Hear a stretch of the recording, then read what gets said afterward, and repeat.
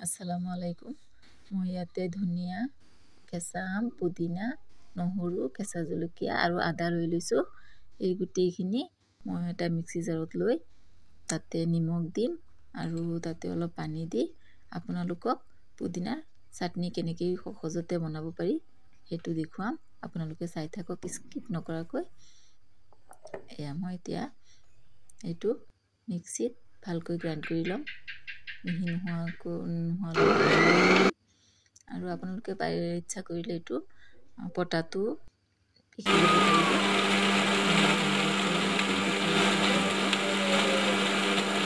এতিয়া এইখিনি হৈ গ'ল।